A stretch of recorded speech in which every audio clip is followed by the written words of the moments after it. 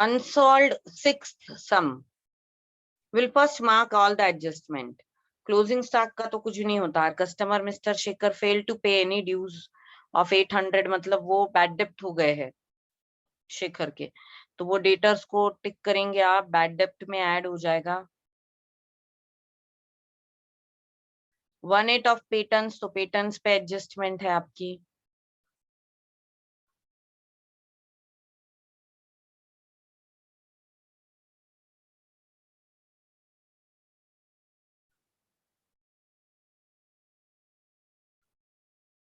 तो पेटेंट्स को मार्क करेंगे,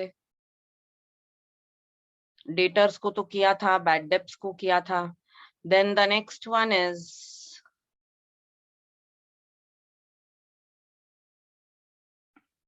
furniture.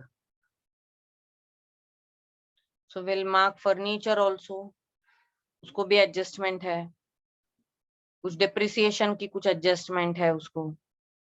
Then building is also having adjustment, so mark building also. Then next adjustment is outstanding expenses, wages and electricity charges. Wages are outstanding, electricity charges are outstanding.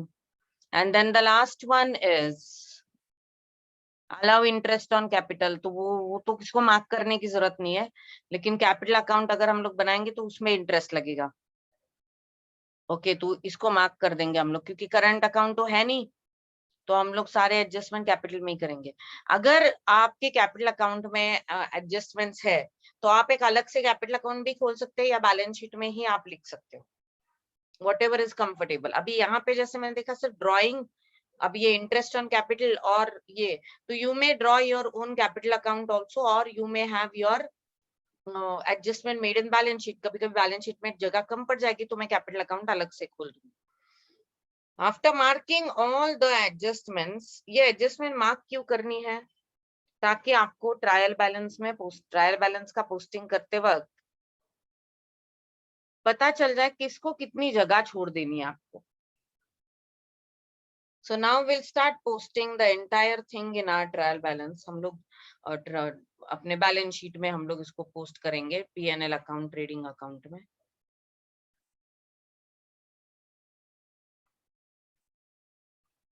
कहीं कहीं पे ऐसे बोला जाता है कि आप पहले ट्रेडिंग में पोस्ट करो, फिर P&L में पोस्ट करो, या ऐसे कुछ कहते हैं. Don't do all these things. जैसे ट्रायल बैलेंस में लिखा है वैसे ही पोस्ट करते जाओ. First is stock on 1st April 2018, that is 2 opening stock. इसको कोई एडजस्टमेंट नहीं है, 8560. Then patents will go to balance sheet.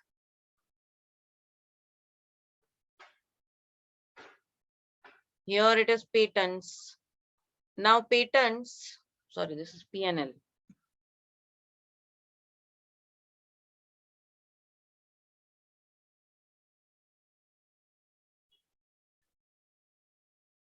Patents are having some adjustment, तो हम लोग उसको इनर में डाल देंगे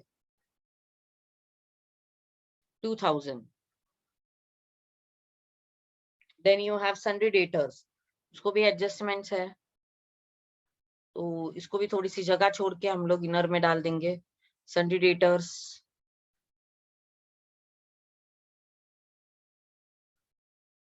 $18,500.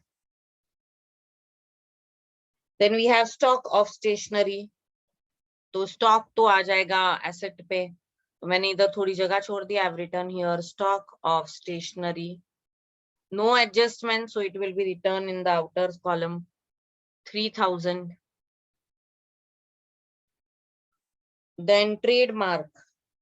Now where will your trademark go? What is trademark?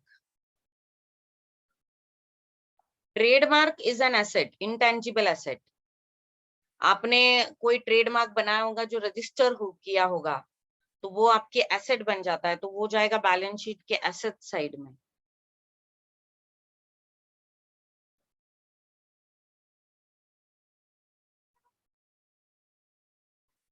आपने देखा होगा कोई कोई लोग कुछ नाम लिखते हैं और उसमें ऐसे सपोज कुछ भी एक XYZ ऐसा कुछ नाम लिखा होगा और यहाँ पे ऐसे कर देते, this is trademark. Generally trademark is for allowing or disallowing people from using your name or your system or your technology. तो ट्रेडमार्क एक इंटेंजिबल एसेट होता है.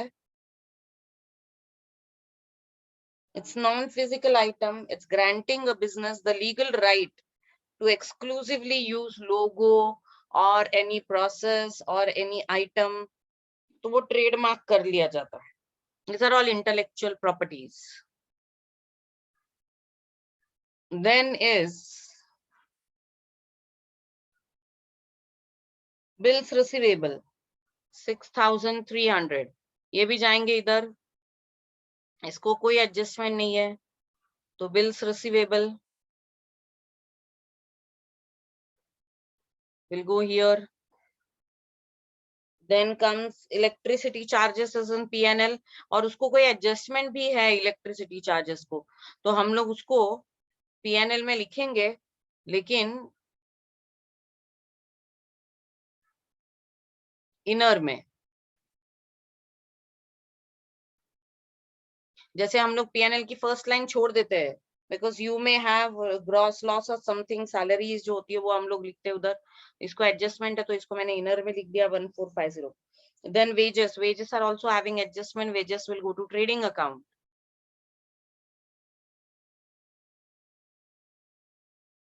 Purchases के बाद आएगा wages तो हम लोग यहाँ पे लिखेंगे to wages. It is also having an adjustment wages. उसको भी inner side में लिख देंगे 950. Heating and lighting is we use it only in manufacturing processes or in trade. So it will only come in trading account. So to heating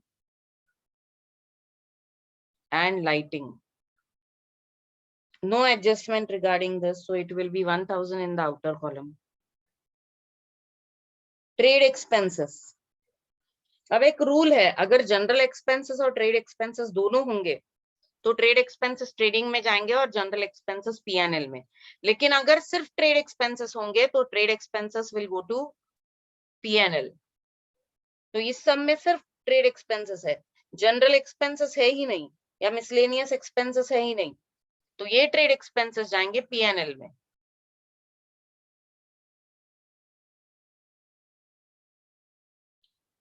अगर trade और general expenses है तो trade expenses will go to trading, general will come to P&L. लेकिन सिर्फ trade है तो that will come in P&L. Now sales return will go to trading account minus return from sales. It is 400. जब sales आएगा तो हम लोग less कर देंगे. Land and building is your asset and you have an adjustment, so we'll write down here land and building 22,000. Furniture 13,000. दोनों को adjustment है.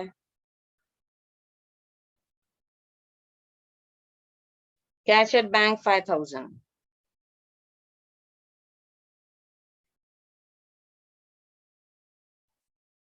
इसको तो कोई एडजस्टमेंट नहीं है. Then is investment. अच्छा इन्वेस्टमेंट दिया तो है लेकिन रेट वगैरह कुछ बोला नहीं है उन्होंने इन्वेस्टमेंट का, तो वो हम लोग वैसे ही लिखेंगे आउटर कॉलम में 7,500. Then is drawings. Drawings will be given in the capital account और मैं यहाँ पे capital account निकालती हूँ दोनों का क्योंकि इंटरेस्ट ऑन कैपिटल भी है.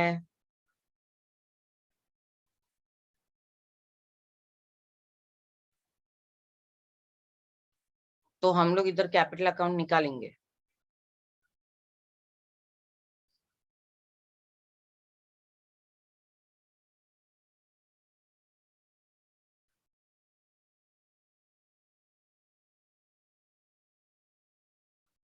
This is capital account of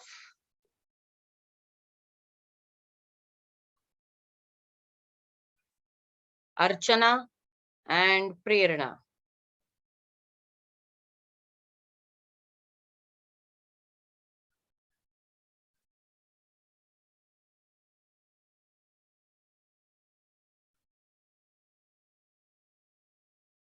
and it will go here to drawings. Capital के डेबिट में जाएगा वो ड्रॉइंग्स. अर्चना के है 1200.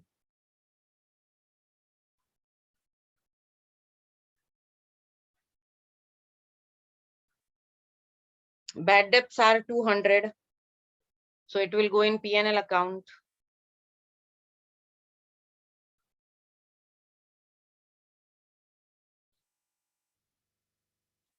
एक्चुअली हम लोग बैड डेब्ट्स लिखते ही नहीं है क्योंकि वो बाद में होती है एंट्री, तो बैड डेब्ट्स नहीं लिखेंगे. Then is purchases 23,700, that will go in trading account.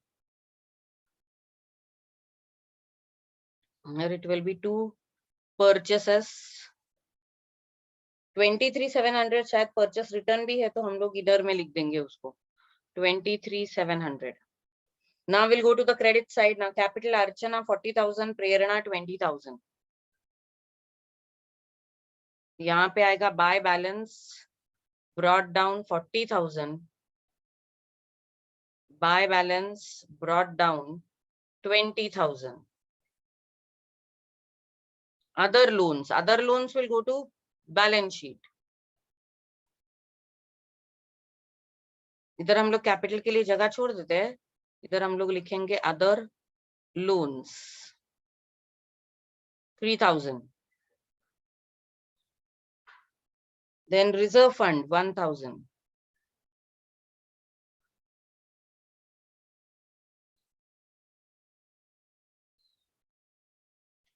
Sundry creditors, इनको कोई एडजस्टमेंट नहीं है तो ये ऐसे ही लिखे जाएंगे 17,500. Bills payable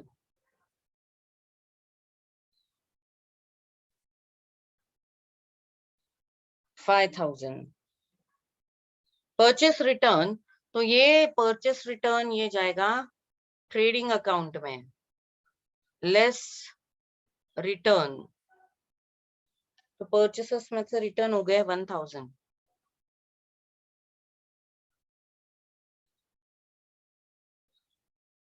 आरडीडी है वो उसका एडजस्टमेंट होगा. Then sales, so I will write here sales, उसमें से ये माइनस हो जाएगा. दिस 30,200, तो this will become 29,800. And then last is interest. Interest will go to P&L, indirect income है, P&L में जाएगा ये बाय इंटरेस्ट.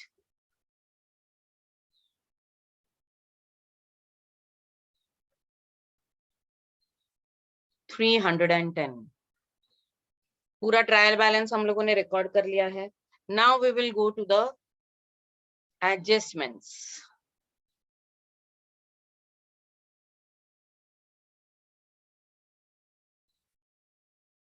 तो ये एडजस्टमेंट्स बहुत इंपॉर्टेंट होती है क्योंकि हम लोगों को इनके दो या दो से ज्यादा जो भी इफेक्ट है we have to give them. Adjustment as closing stock 8% patents written off. Part of furniture purchased on 1st October.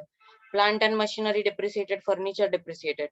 Outstanding expenses and interest on capital.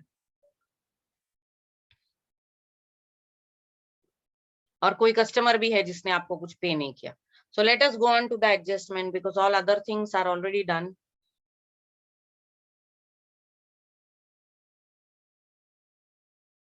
The first adjustment is stock on 31st March 2019 is valued cost price 12,000 and market price 17,000.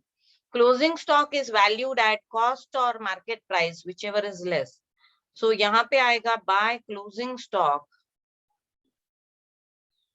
कम क्या है, cost price 12 है, market price 17, तो हम लोग 12,000 लिखेंगे. इसकी दूसरी effect जाएगी balance sheet closing stock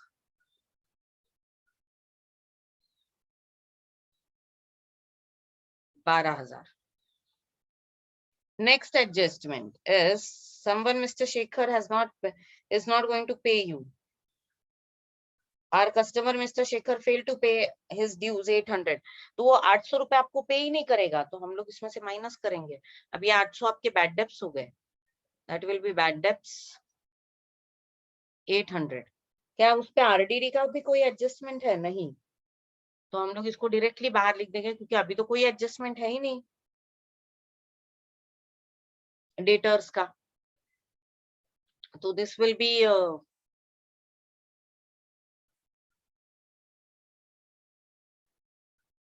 now this bad debts will go to P&L account. यहाँ पे आ जाएगा to bad debts. Now old bad debts were there and you will add new bad debts to it. अब यहाँ पे new RDD तो नहीं है, लेकिन पुराने बैड डेप्ट थे 200, नए बैड डेप्ट थे 800, तो हो गए 1000, और पुराना आरडीडी क्या था 500. तो you will save old bad debts is 200, new bad debts is 800, that is 1000 less old RDD,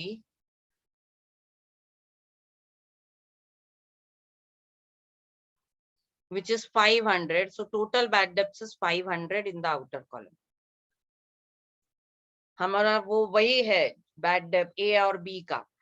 A is old bad debt plus new bad debt plus new RDD is A and old RDD is B. If A is greater than B, then we will write on the debit side of P&L. If अगर ये उल्टा होता, ये 1500 होता, तो यहाँ पे हम लोग लिख के 1500 में से 1000 माइनस कर देते.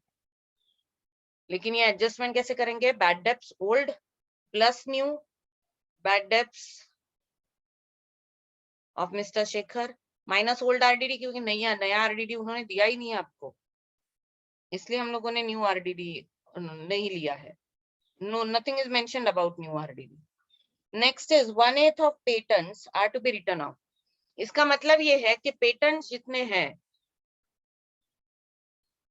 पेटेंट्स है 2000 का 1/8 क्या आएगा 2000 का?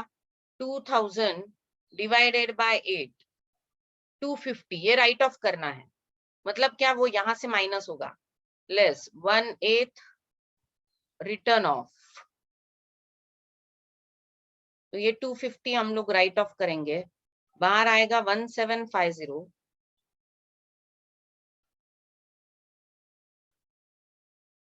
and this 250 will go to the P&L account. मैं इधर लिखती हूँ 2 पेटेंट्स.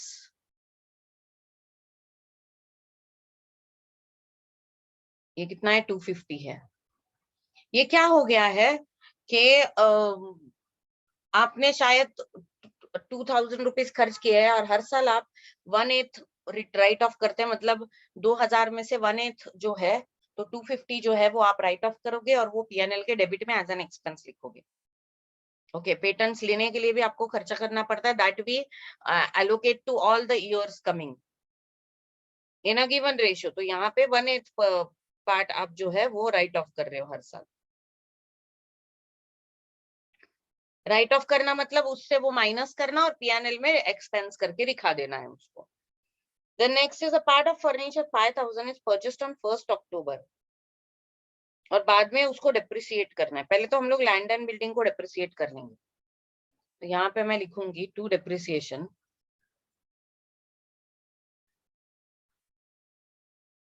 Land and building. तो लैंड एंड बिल्डिंग है कितने की? वो थी 22,000 और डेप्रिसिएशन है 10%. So I'll say less depreciation 10%, 2200.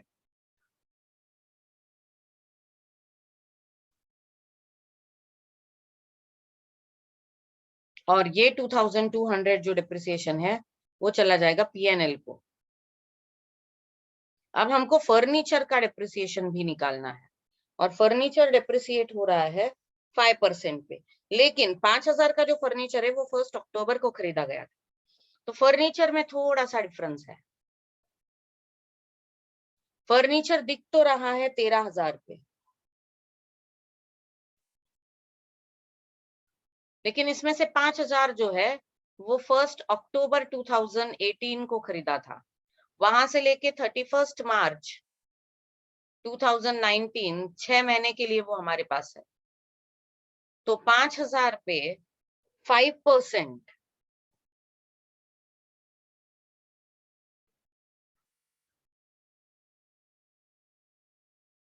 हम लोग निकालेंगे।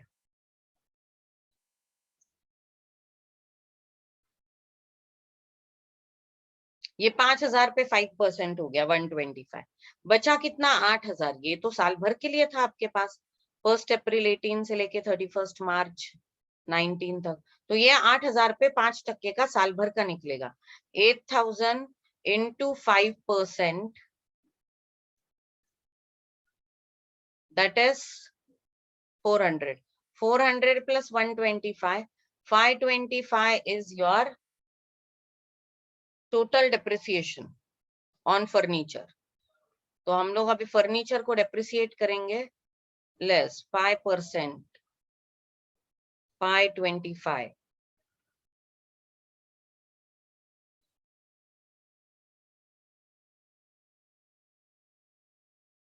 and it will go to P&L account debit side.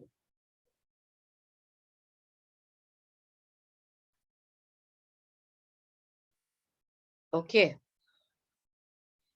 Then the next adjustment, जैसे अब हम लोग लैंड एंड बिल्डिंग और पी एंड प्रॉम इसको डिप्रिसिएट करते हैं ना, वैसे पेटेंट्स का राइट ऑफ करते हैं और कुछ नहीं। इंटेंजिबल है ना, तो डिप्रिसिएट तो नहीं कर सकते, तो इंटेंजिबल को हम लोग जनरली राइट ऑफ कर देते हैं।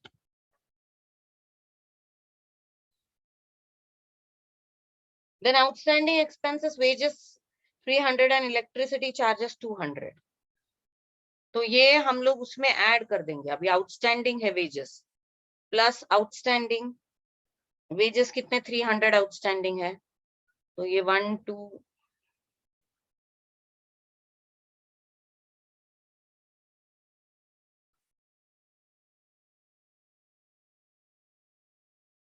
ये हम लोग ऐसे एक के नीचे एक लिखेंगे अच्छे से। 1250 है, और ये 300 जो है वो बैलेंस शीट में जाएगा आउटस्टैंडिंग के हिसाब से। And then was electricity charges which were outstanding 200, तो वो जाएगा पीएनएल अकाउंट में। पीएनएल अकाउंट में इलेक्ट्रिसिटी है तो हम लोग उधर करेंगे टू आउटस्टैंडिंग 200, तो 1650 हो जाएगा वो। And this will go to balance sheet outstanding expenses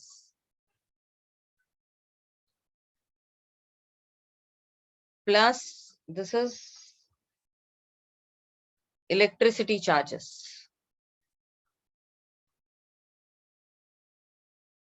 200, so total 500 are outstanding। आप अलग अलग लिखोगे बाहर तो भी चल जाता है, लेकिन अगर एक साथ लिखते तो थोड़ा अच्छा दिखता है। Now the last one is allow interest on capital 3%। तो ये तो कैपिटल अकाउंट की बात है। हम लोग जाएंगे कैपिटल अकाउंट में, will allow interest, तो it will be by P&L account interest on capital। तो 3% का इंटरेस्ट है, 40,000 पे 3%, ये 1200 हो गए। और यहाँ पे P&L देखो, इंटरेस्ट के नाम पे भी दिया तो भी प्रॉफिट से देना पड़ता है आपको उसे। तो 20,000 पे 3%,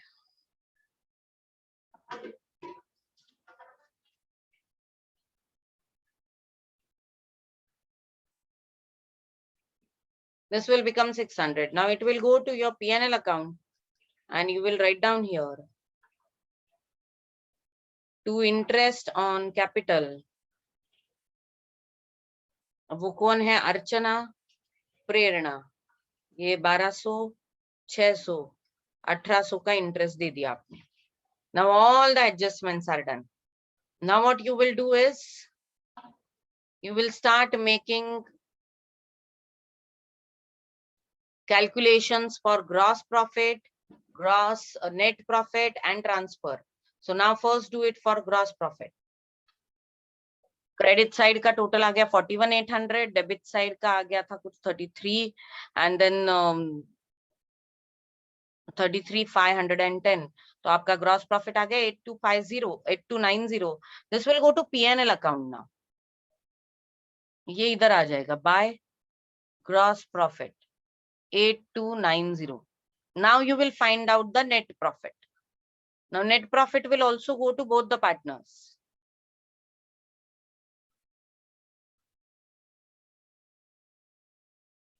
अब नेट प्रॉफिट निकालना, इसके एडिशन करेंगे और उसमें से इसको माइनस करेंगे तो आपको मिला net profit 825 and that will go to partners capital account.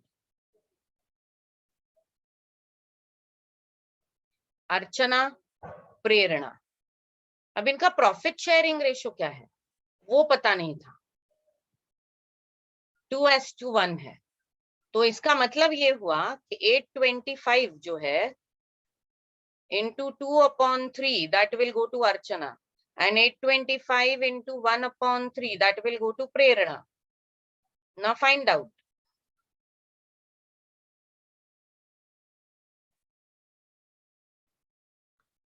Eight 825 into 2 is 1650 divided by 3 is 550. So 550 will go to Archana. और उसमें से हम लोग 825 को माइनस कर देंगे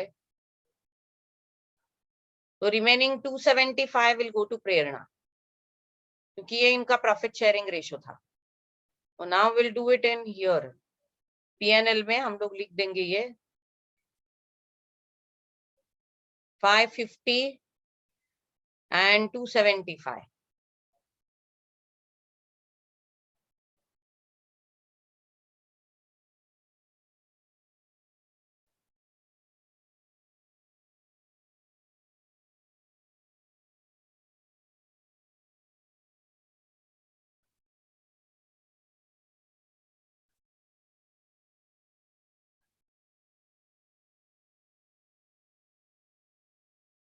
ये पूरा आ गया।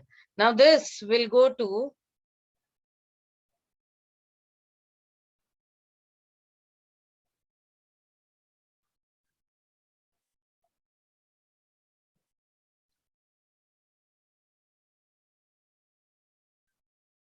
your capital account and it will be by PNL 550 and by PNL 275. Now find out the balance of your capital account. इधर का बैलेंस होगा 0 5 7 1 4 41,750 41,750 इसको भी फेयर में ही निकालना है। तो इधर क्या हो गया, to balance carried down 41,750 minus 1200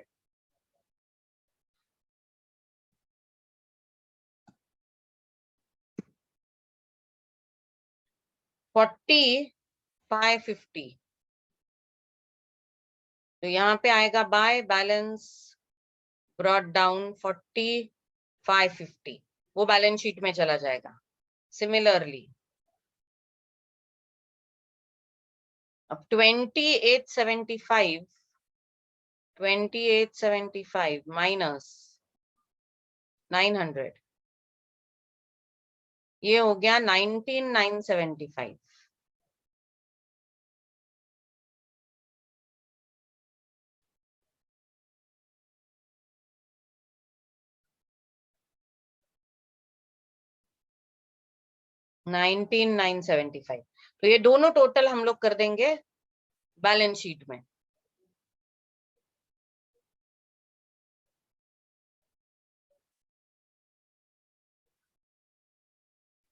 अब आपका ट्रेडिंग भी टैली हो गया है, आपका पीएनएल बैलेंस शीट की टोटल आ गई है। तो हम लोग इधर लिख देंगे कैपिटल अर्चना, इट इज 4550 है शायद, 4550 और ये 19,975, ये 4550 and Prerana is 19,975. Now you total this.